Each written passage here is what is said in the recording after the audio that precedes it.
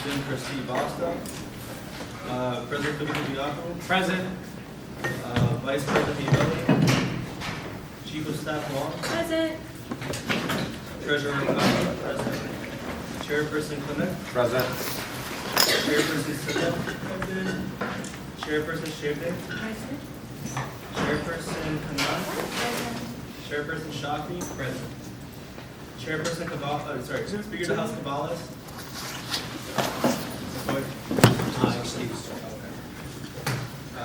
Representative Shah. Present. Representative El Chizian. Representative Gomez. Representative Ahmed. Present. Representative Martin. Present. Representative Patel. Present. Representative Chaudhary. Present. Representative Meyer. Representative Esparza. Representative Schultz. Representative Pennant. Representative Agasha. Representative Turner. Representative Medina. Representative Cassandra Medina. Representative Emmanuel. Present. Representative Johnson. Present. Representative Pickett. Present. Representative Khan. Representative Abbas. Present. Representative Kim. Present. Representative Duden. Present. Representative Fonseca. Present. Representative Kwan. Present. Representative Arias. Present. Representative Kumar. Present. Representative Imran. Present. Representative Shukla. Present. Representative Killa. Present. Representative Rothenbaum. Representative Khatib. Representative Chabrolu. Representative Basta. Present. Representative Darla. Representative Sanulu. Present.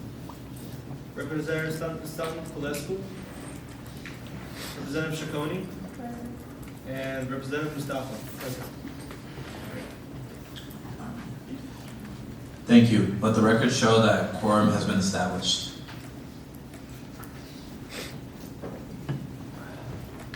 The next item is the approval of the agenda. Are there any additions or corrections to today's agenda?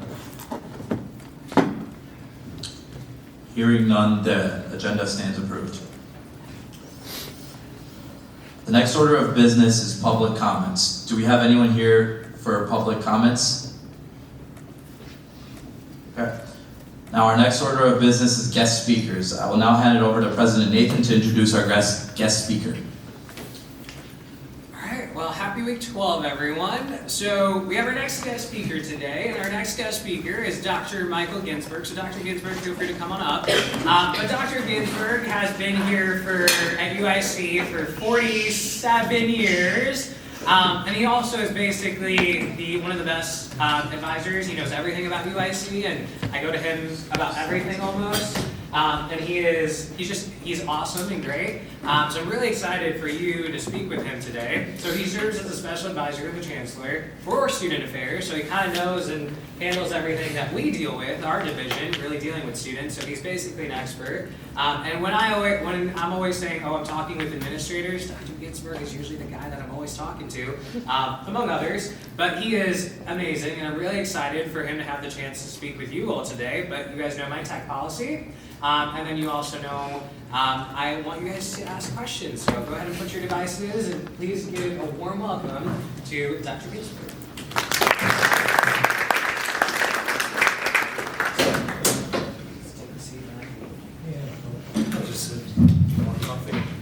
So, hello, and good to meet all of you. I know I've met some of you before because everywhere I'm with Nathan, he introduces me to somebody, so somewhere along the line, that's probably you. As Nathan said, I've been here a while. Let me give you a little bit of my history here at UIC. When I started in the Dean of Students office. This is before we had a Vice Chancellor for Student Affairs. Once we created the position of the Vice Chancellor for Student Affairs, I became the Associate Vice Chancellor for Student Affairs and lived through every one of the Vice Chancellors that we had there. The lady that I'm sitting across from, that picture, Dr. Barbara Henley, was my boss for 19 of her 20 years. And then about 10 years ago, I took a couple of left turns, different turns, and for 7.5 years, I was UIC's Chief Human Resources Officer. And for about 18 months, I was UIC's Chief Financial Officer.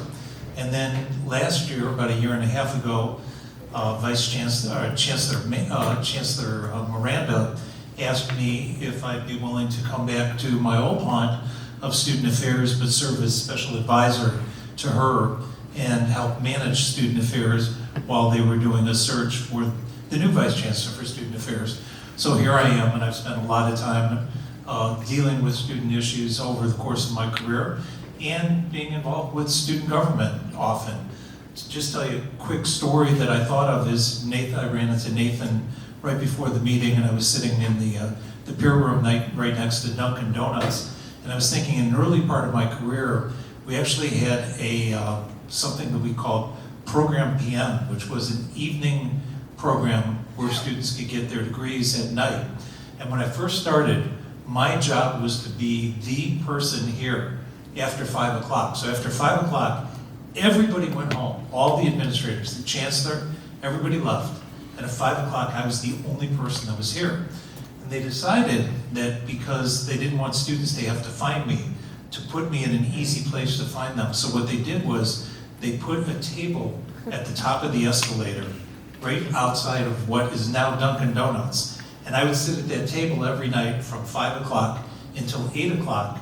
And basically, the only students that ever stopped by to see me was the undergraduate student government folks. And so what they would do is they'd say, hey, you know what, when you're done, come on up to our office. And at that time, the USG office was on the 6th floor of this side of the building.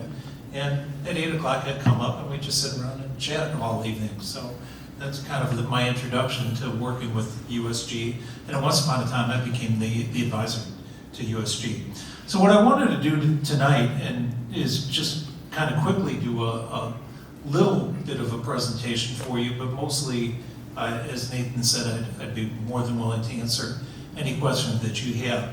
In order to frame my presentation, the way I started, and this is something, if you were around last year when I was asked to do a similar presentation, what I did was I took the information that Nathan had provided me, which is sort of the list of all of the things that USG wanted to get done this year, and chunk those items up into where I think we are with some issues that we've either completed or are completing, some of the things that are in progress, and some of the things that we probably need further discussion and make more of a longer-term issue.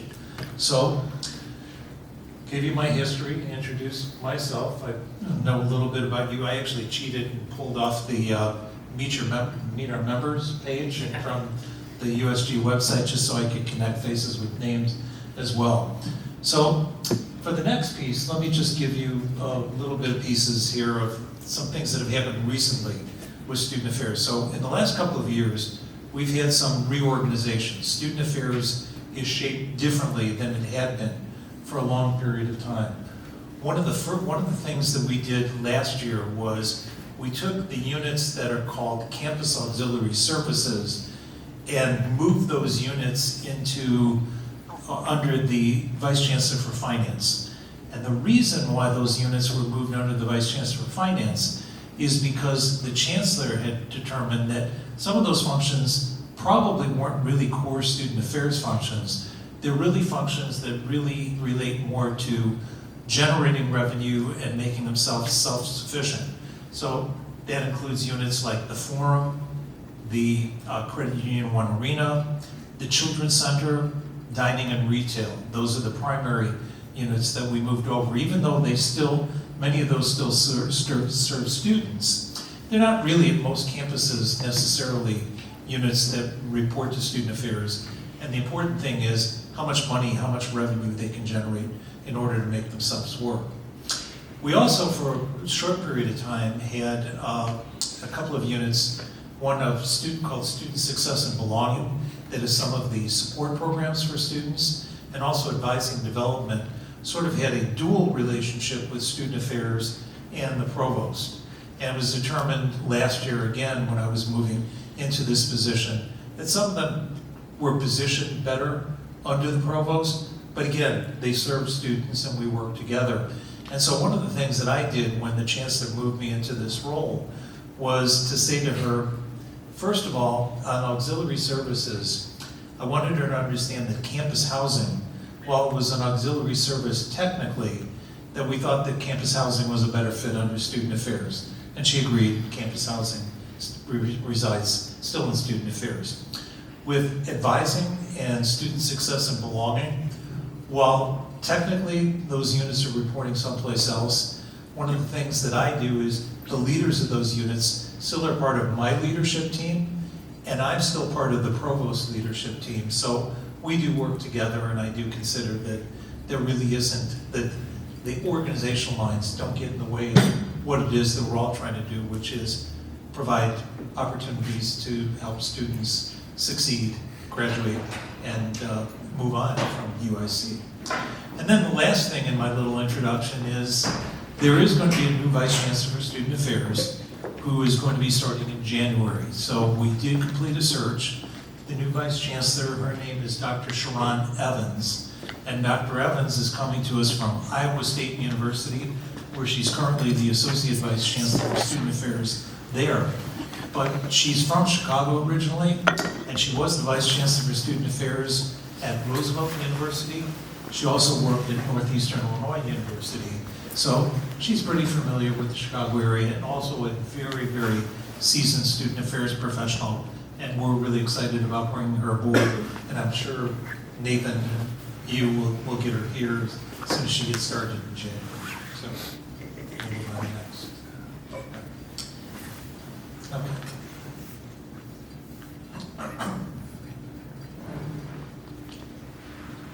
So,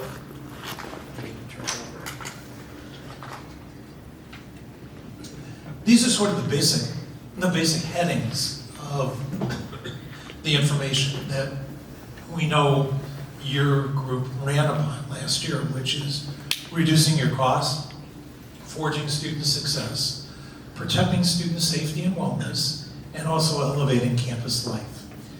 And so what I'm going to do is I'm going to take those headings and some of the specific things that are under there and run you through a little bit of where we are with some of those issues, and then you can ask me as many questions as you'd like. Okay, so here's some things that were on that list that I think we've either completed or are completing. One is a student-led task force to review campus finances. There is such a group that's in place. I don't know, Nathan, how much you've talked to the group about the Student Fee Advisory Committee, but that's a group that is in place, and that group also does have an opportunity to provide advice to the university administration on tuition, and then later in the year, we'll have some opportunities to let you all, student leaders, have input into things that we do with campus care, and also more information about what may or may not happen with the transportation fee that CCAU passed, but that's kind of next on the list. So one of the other things that I know that student government was very interested in, and it was really an effort that was led by undergraduate student government, is to formalize the UPass Plus. And that was something that actually when I was in student affairs more than 10 years ago, some of your successors wanted to put into effect. We went to Metra and the CTA, and both of them gave us flat nose. At that time, they weren't interested in wanting to do anything. And over time, I think the effort was still there to try to convince those groups to change. And I think some things have changed obviously since the pandemic. And you may know that before the pandemic, maybe some of you, probably most of you weren't here, but before the pandemic, the CTA UPass fee was a required fee. Everybody had to pay it. And during the pandemic, the CTA changed the whole idea of that and said, you have the ability to be able to opt in.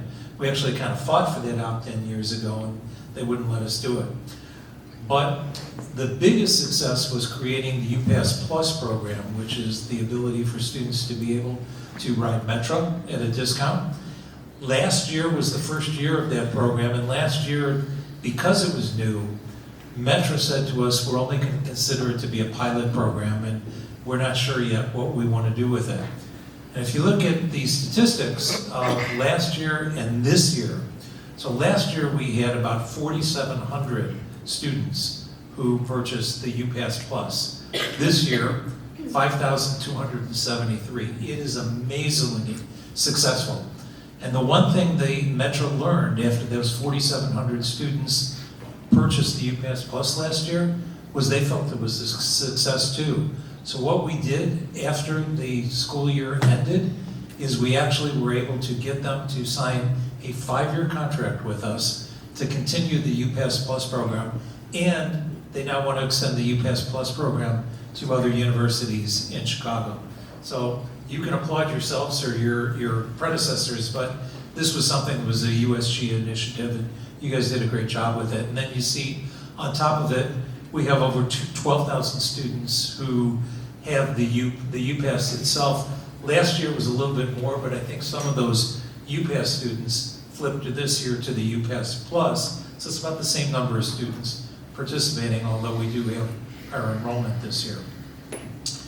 Another thing that I know was on your list is elevating mental health services and capacity.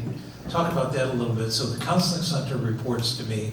The Counseling Center is part of what we call our student health and well-being programs.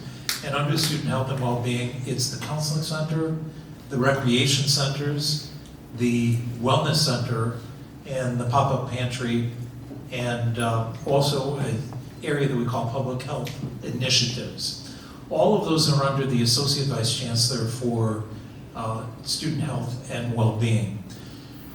We did not have a director of a counseling center for a while. We completed a search, and we have a new director of the counseling center who actually started in January, came to us from Northwestern University. Her name is Sinead Bridges Carter, who has done an absolutely amazing job of beginning to reshape the counseling center and provide more services to students. So, for example, one of the first things that she identified was that there had been a couple of things that had been recurring themes with the counseling center. One was that it was really hard to get an appointment, and second was that there was a restriction on the number of visits that students could have to the counseling center. We filled all of our vacant staff positions. We have no waiting list at all. And we've eliminated the restriction that you can only have a certain number of visits to the counseling center. So it's now unlimited to the extent that they feel that they're providing those services, and if they feel like those services can be provided better with outside service providers, they'll make that referral to you after working with you for a while. Some other things that we've done both with mental health and also under the Dean of Students Office is taking a look at some of the things that we know are really important with students who have a real need for food. And as you know, the pop-up pantry provides a great resource for students. We also were able to last year create something on the west side of campus, which is called Dion's Dream Vault. And Dion's Dream Vault is something that we accommodate about 125 students with. They sign up and they can come to that vault once a week and get free fruits and vegetables and other kinds of foods. We don't have the capacity to do more than that 125, but we're trying to work with Dion, who is the person who has not only the vault here, but in other places around the city. We're the only university. And it turns out that his number 2 person in his organization is a UIC grad, so we can work on both of them to think about the possibility of creating a vault over on this side of campus, which we think will be pretty good. So I think we've tried to do a really good job to help our mental health services and our capacity and the things that we're doing. Some of the things we're doing in our public health initiatives, I won't get into, but there's a lot of other initiatives that we're doing and we're beginning to work on as well. We know another thing that you've talked about is trying to strengthen our community and culture through free events and participation, engagement with athletics. And that's something that USG and Quinn, our student trustee, and our office in athletics have really spent a lot of time doing last year.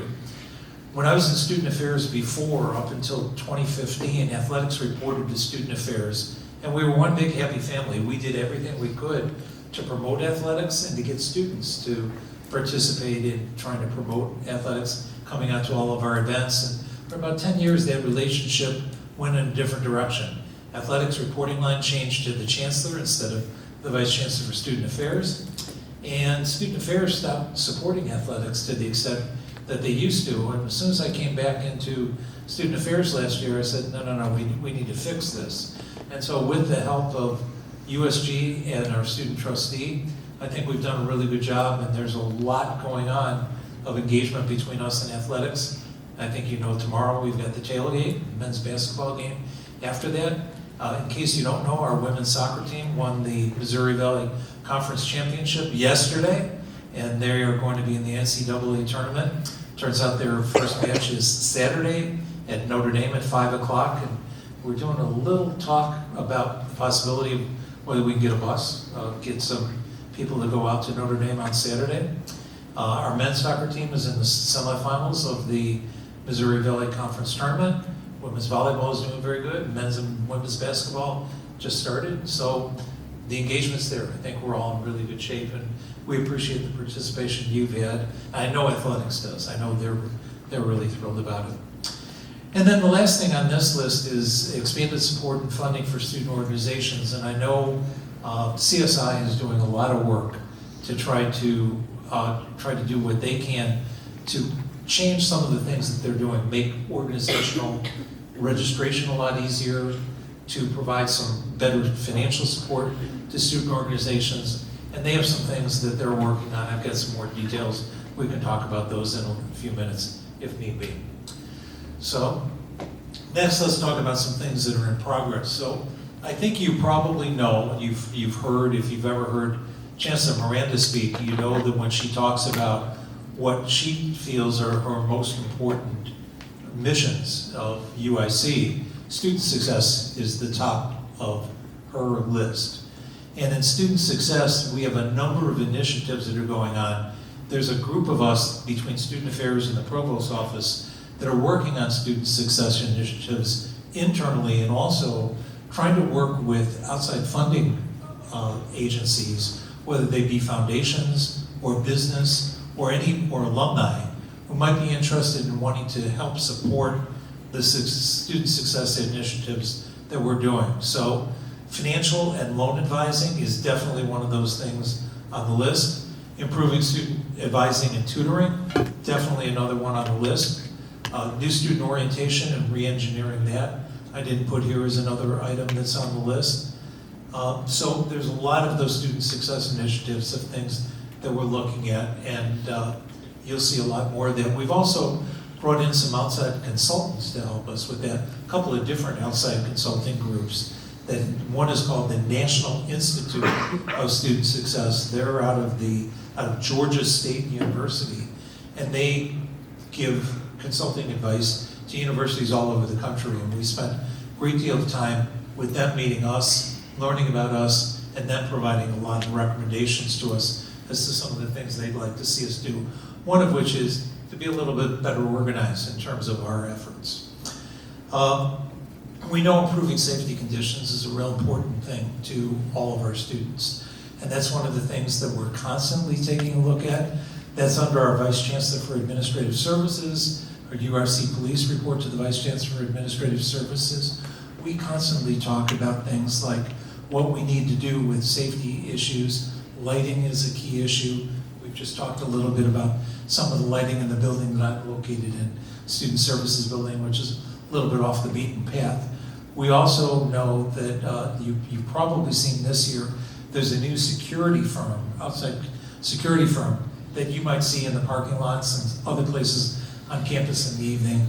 We decided last year the security firm we were using wasn't doing a really good job, and so we did a bid to try to get some different vendors, and we do have a couple of different vendors that we're using, and hopefully the visibility of that makes you feel a little bit better about the way things are on campus. But we're always interested in hearing more about ideas that you have. And then in terms of professional growth and mentoring, I don't think we had a lot of student participation, but we had some of our student leaders were invited to the provost retreat that she did right before the beginning of the semester, in which we talked about mentoring being a really important goal, not only for mentoring staff and mentoring faculty, but helping mentor them so that they understand how to better mentor students. And those are the kinds of things that, again, there's a lot of initiatives that we're working on and will have in place probably over the course of the next few years. There's some future projects that are going to take a lot longer to do. One of the things that we have the same interest that Nathan has, and probably many of you, is to digitize the iCard system and then find a way to be able to make it easier to get in and out of campus buildings, also in the residence halls, create digital systems there. Great expense of doing that. We need to identify who the potential vendors are, what the cost might be, how long it would take to be able to do some of that, but it's definitely something that's a goal of ours that we want to see. Creating and improving public spaces and also trying to find more study spaces for students on campus is another goal that we share that we've been spending a lot of time with, and we've involved Nathan and Quinn in some of those discussions on behalf of students, and it's a particular interest of mine. There's been some discussions about, over the course of time, of doing some remodeling here in Student Center East, maybe building an addition to Student Center East. Over by campus housing, the older campus housing that's connected to this building, deciding if we want to tear those places down and build some new buildings that could also create some additional space for students, or completely gutting them and remodeling them. And then we also have the Student Services building over across from Credit Union One Arena that was originally designed to be the Student Services building, but units have changed and the use of some of those units have changed and the use of that building has changed a lot. And so what we're trying to do is look at the combination of what we need to do in this building, what we should do in Student Services building, and what we can afford and maybe be able to do with the site of the Student Residence and Commons to create more study spaces for students. And one of the primary objectives is definitely to have more spaces here in this building, in Student Center East, which might require then some things moving out of here and moving into SSB, maybe some units in SSB, moving out of there and moving here. So a lot of thoughts that we have and many discussions that we're having about those things as well. So, and then of course I think we have some issues that probably we need a lot more information about and are more longer term issues. Free textbooks, yeah, I think we all love that to be a case, and how we get there, I'm not quite sure, but something we can continue to talk about. Private meeting rooms, definitely another plan. I think we want to start first with those study spaces, after that private meetings rooms. That's something we funded. And yes, we do. So we've done some of that. Night ride hours and service range.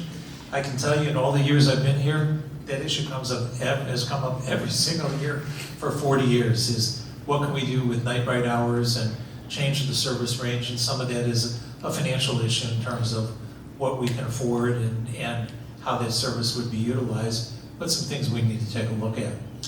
Promoting healthy options is certainly something. We do have the new dining vendors, Sodexo. We've had some changes in some of the mix of what we provide for our housing students, some of the mix of some of the vendors that we have, some of the food that we have available in the Halsted Street Market.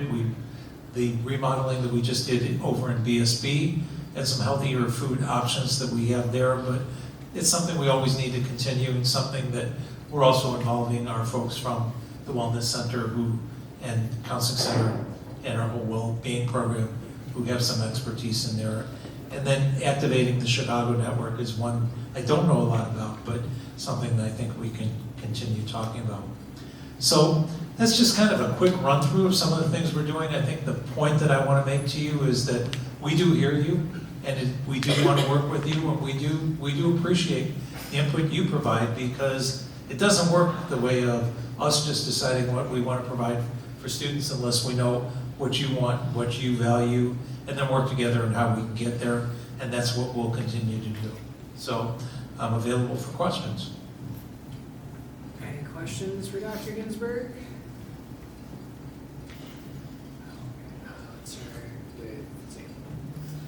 Hi, my name is Zaid Mustafa. I'm a representative for the Diversity and Inclusion Committee. I drive Can you to talk a little louder? Sorry. So I drive to UIC every day, and recently I have been noticing new parking controls at the Halston Taylor parking structure. I do notice that they're making me feel more safer driving to school, especially in the late and early hours of the day. I do have a few questions. Do you know what the patrols are like? Are they here all day?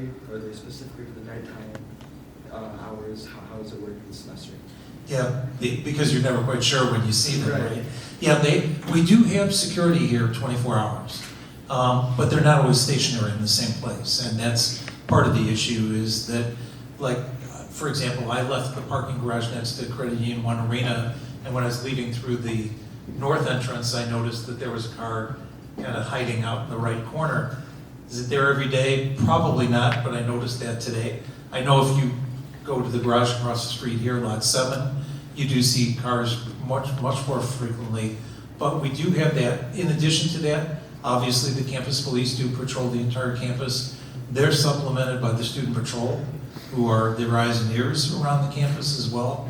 So there's a pretty hardy group of people in addition to the security force. You may not see them all the time, but know that they're there. And the other thing is that our UIC police do have cameras that give them access to be able to look at a lot of the campus, and they have folks over there who are monitoring 24/7 as well.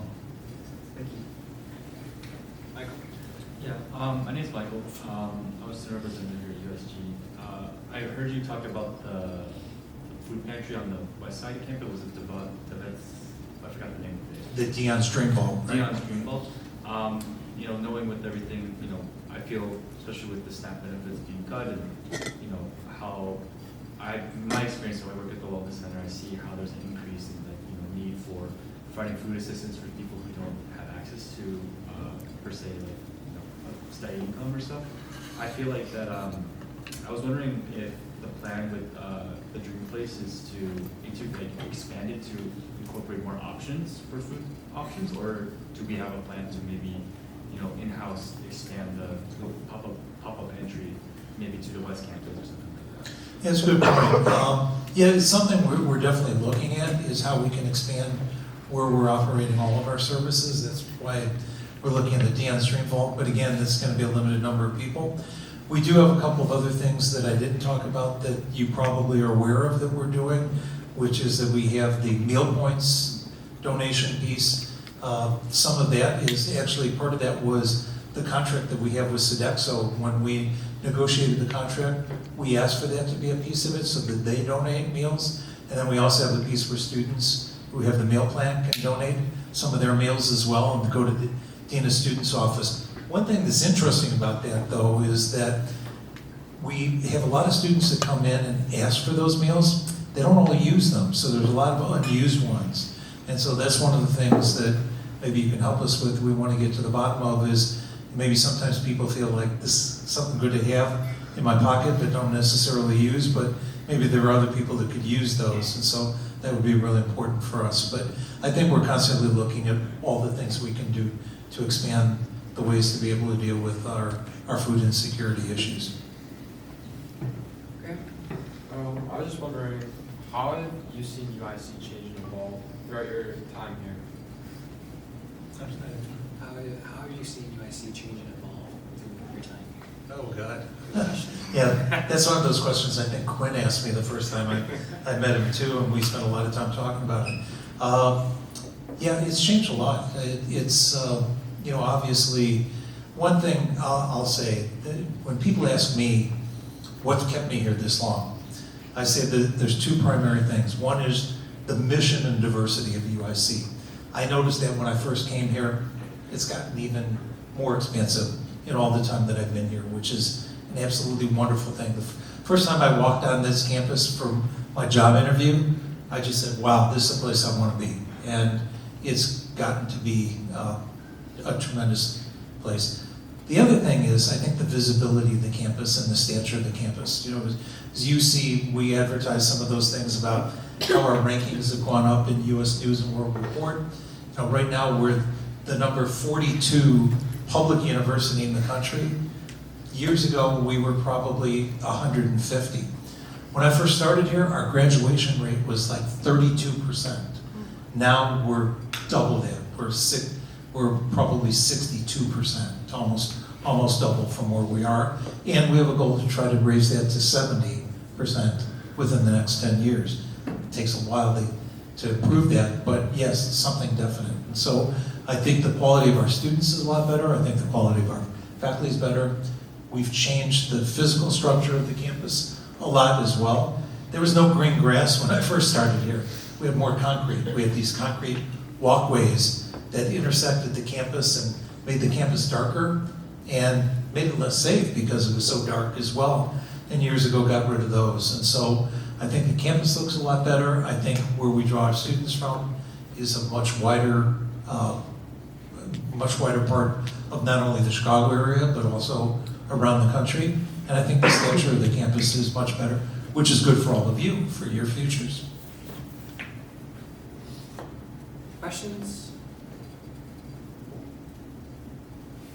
Alright, so it seems like you answered all the questions in your presentation. All right, well then, yeah. So I remember about the Metro because it was Mohammed Haq, who was the university, was also part of it. I wanted to double check. Was it because I know Metro was always closed off because they didn't really want to hear comments, but I think what changed their mind, and I'm not sure if this is true, but it's because that they noticed less riders and they were doing worse financially, and that kind of opened up their they kind of opened up opportunities to explore the options to kind of make up for that lost income of like the riders that they've noticed like pre-COVID compared to post-COVID.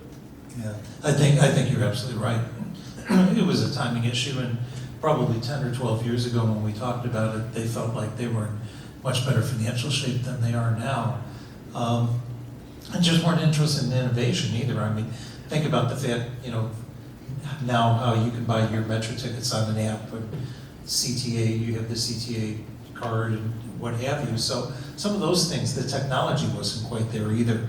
So I think once the technology and the other issue of some of the changes in ridership after the pandemic definitely changed their mind, and they were more open to wanting to take a look at it and be more creative.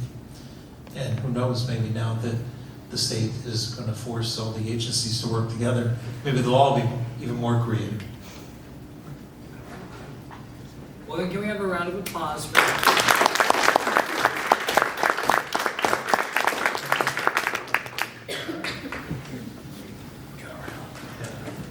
So I don't trip over the wire. Yeah, perfect.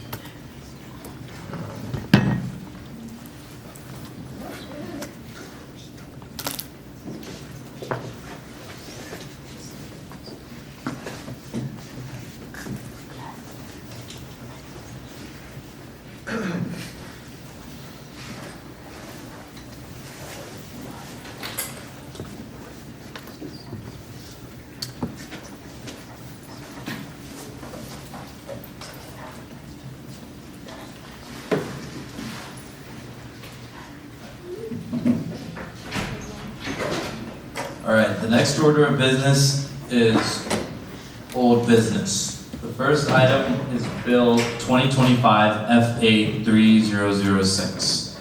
At this time, can a chief sponsor please read this bill? Yeah, I'll be reading this bill today, USG Scholarship Information and Awareness Social Media Campaign. Chief sponsors are the Student Success Committee, co-sponsor, President and Chief of Staff.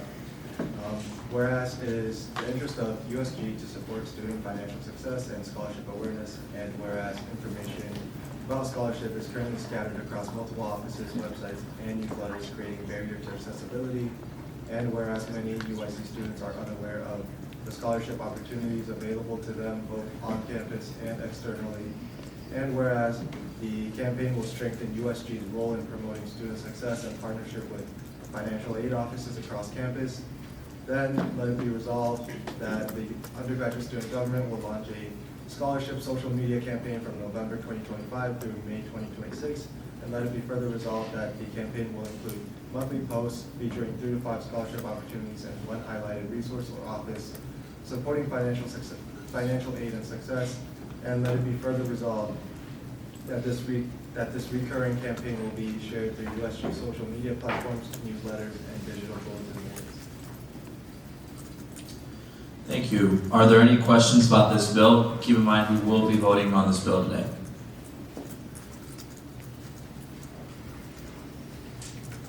Here.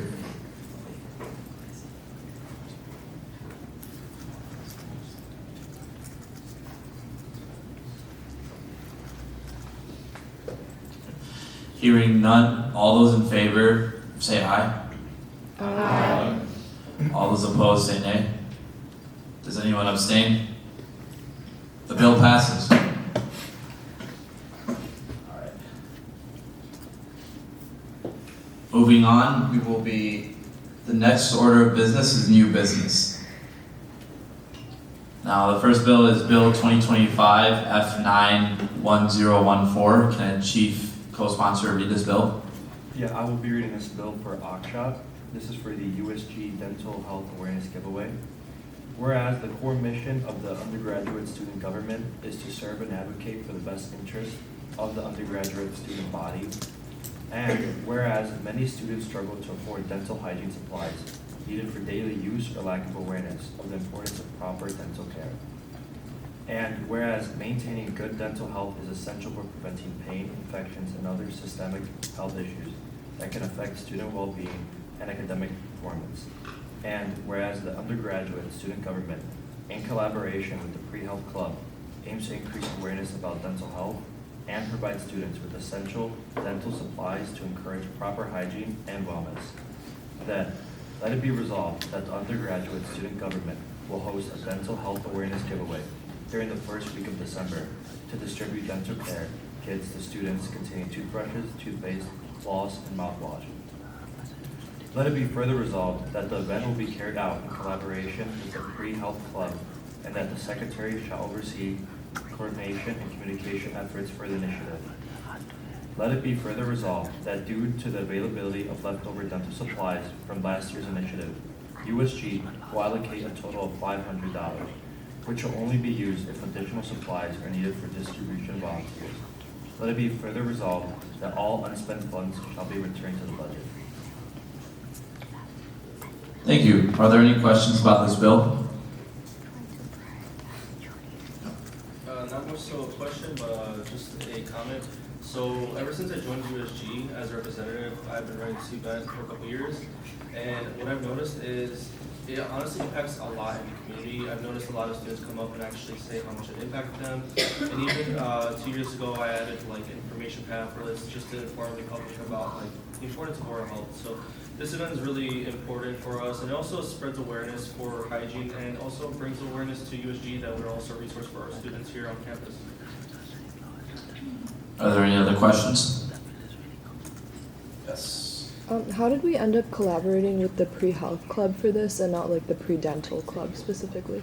Yeah, I can answer that question. So last year I tried to collaborate with Pre-Dental Club, but the issue was it was more so communication and on how they run their events. They usually they plan their events a month before, and it's kind of hard to like try to like run an event like right away. Like let's just say if we want to pass something, we have to wait like a month. So what happened last year was we ended up running the event last minute just because the communication efforts between the two clubs, between us and the club was kind of slow and it was hard to work with them. And in addition, I tried to run this event in the West Campus in the dental school, and the communication between the dental school and USG and the pre-dental club was very difficult. So in this case, we decided to go for a different club just to try to get more efficiency and try to run more events possibly, as we might explore efforts to see if we can bring back something in the West Campus to get our name out there as well. Are there any other questions? All right, moving on to the next bill. So This is Bill 2025 F9-1015. Can a chief co-sponsor please read this bill?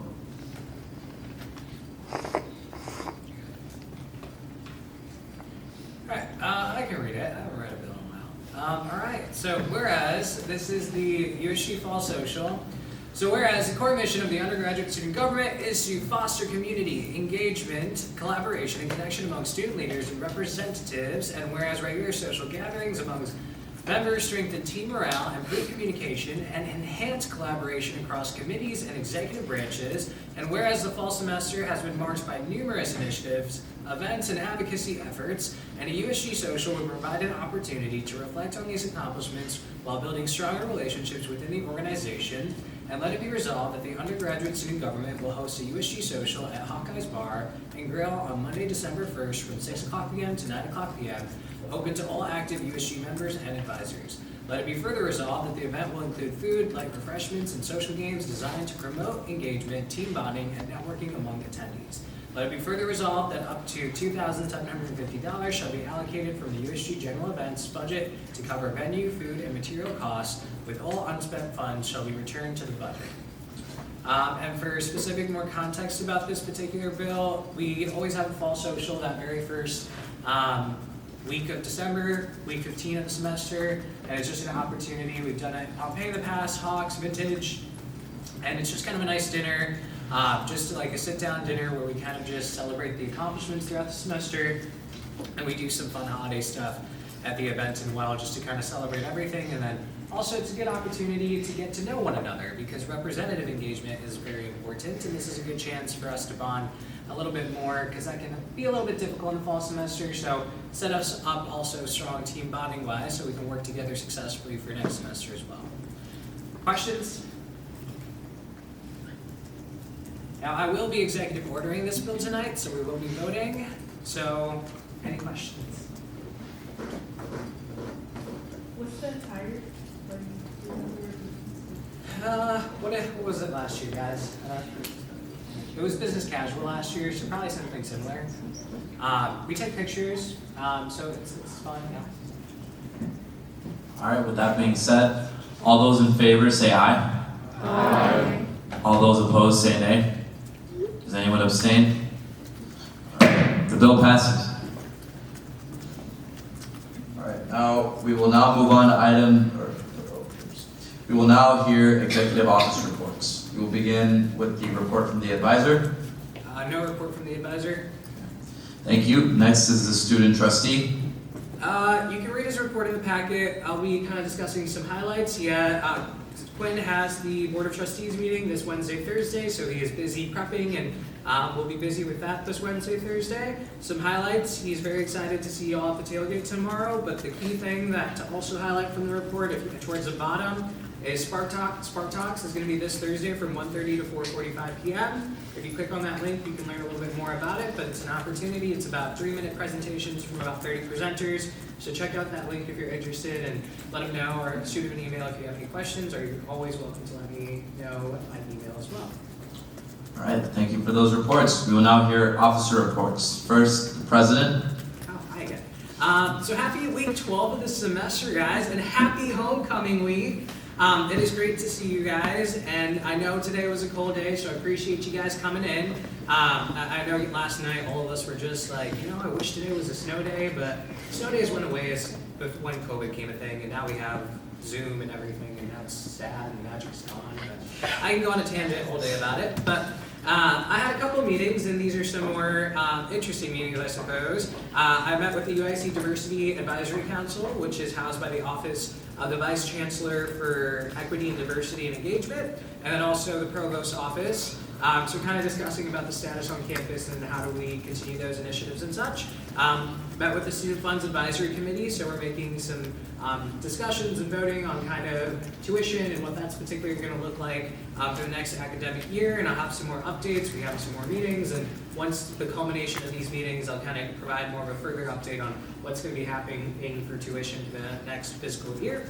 I met with the Alumni Board on Saturday, so Quinn and I got invited to speak at the Alumni Board, so it was a very exciting opportunity to share about the mission of USG It's something I've been doing this year is I've been going around campus really trying to raise USG's awareness and really make sure that everyone on campus knows who we are. So the alumni board was very much impressed by our work. So really, that's kudos to everyone here in this room. So great job this semester so far. I met with the chief of staff to the chancellor, Beth Fulmer. We had some really good discussions about a couple university initiatives and partnerships between our office and then the chancellor's office. I did have a chance to visit the campus life committee. I will be visiting every committee at some point when the calendar is free, but I'm excited to see you guys in committees in action. And obviously met with the USG executive board. So it's been very exciting past week, and I'm very excited to continue this in the next couple weeks and visit your committees and such. I've also been doing rep one-on-ones. So if you haven't had the chance to book a rep one-on-one, I think that calendar is gone, but I will add more slots. Just if someone reminds me, I'll go ahead and do that. But meet with me. I want to hear your initiative ideas. I want to hear what you want to do. I want to get to know you. That's your opportunity to do so. So always reach out. Just shoot me a message on Slack.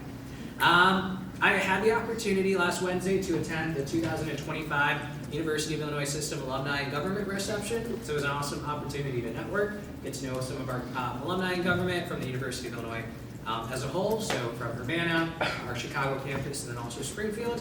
So that was an exciting event to attend. And then obviously the work and the initiatives have been going. Now, obviously, we are at the very tail end of the semester. We have week 12, 13, 14, 15, week 16 is finals week, which means these next month or so we have a lot of events. Those events are kind of listed briefly. There might be one or two things that will be added, like the dental health hygiene giveaway once a date is set for that. But please do be aware of these dates and such. Tomorrow is probably one of the most fun events of the fall semester that I personally love and one of my personal favorites, and that's the UIC tailgate. It's 3:30 to 6:30 p.m. It's going to be on parking lot 1B, right across Credit Union 1 Arena. So I encourage you to all be there, and I expect to see you all there, because I will tell you, we do have our tent there. We have a heated tent. We're going to have cupcakes, and we absolutely need your help and volunteers with this. So please, and Akshat will talk a little bit more about this. There's a sign-up sheet on his report, but I really do need you guys to come out and showcase USG and showcase talking to students, engaging with students, and really bring on the hype. USG is also sponsoring a student organization competition between all of the student orgs. So Vice President Haybelly will be handling all of those informations and such. So I do expect to see all of you tomorrow. And then come out to the game after our homecoming game. I do expect us to destroy the other team, so come see that, because that should be fun, and I want to hear UIC Flames roaring the whole time. Now, next week will be our last GBM, which is going to be very sad for the semester, and I'm going to be very sad until next semester. But regardless, next week we're going to have another guest speaker. I know I'm having a lot of guest speakers this semester, but I want to be very transparent with our administrators on campus. And that one's actually going to be the Committee to Reimagine General Education. So they actually reached out to me and they were like, hey, the provost started us to kind of restructure general education courses at UIC, and they're going to come in for about 30 minutes and have a discussion with us. So that is an opportunity, again, tech away, but really just engage in how your thoughts and feelings about gen ed classes, and then that's going to be an opportunity for you to really make a huge impact and listen and give some really direct feedback. So be prepared for that next week, and then we'll have a tail end of bills for the next semester.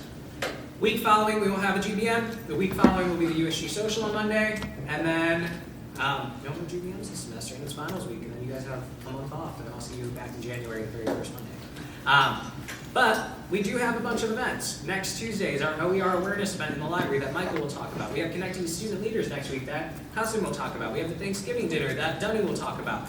We have National Hunger and Homeless Awareness Week tabling on that Friday. Is that next week? Next week. That Unmi will talk about. We have the bowling alley event on the 24th on that Monday of Thanksgiving week that Hassan will talk about. And we have Study Palooza coming up on the December 3rd. That Michael will talk about. And there might be the dental health hygiene once we get to the date that Akshat can also talk about as well. So bunch of events happening to culminate this year. Any initiative proposals that you guys are doing needs to be submitted to me by December 1st. You submit it to your director will send it to me, so just keep that in mind. And over break, I will still have meetings, and I will make sure we can get some feedback so you guys can come back and we can get started with doing a lot of work.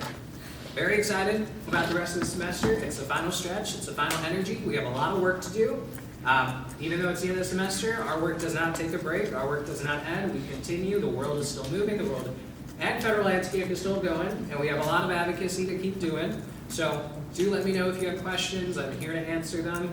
Always reach out to me over Slack, and I expect to see all of you at these events, starting with the tailgate tomorrow. It's going to be very exciting. Any questions about anything in my report before I go to July's?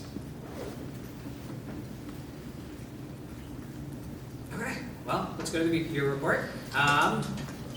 So a couple of things with July. You can kind of just read through her report, but really the main thing that I really want to point out again is tailgate. But July is really taking the lead with a lot of our athletics initiatives and meetings there. So that is the report of the VP. If you have questions for her, shoot her an email. All right, next is the treasurer.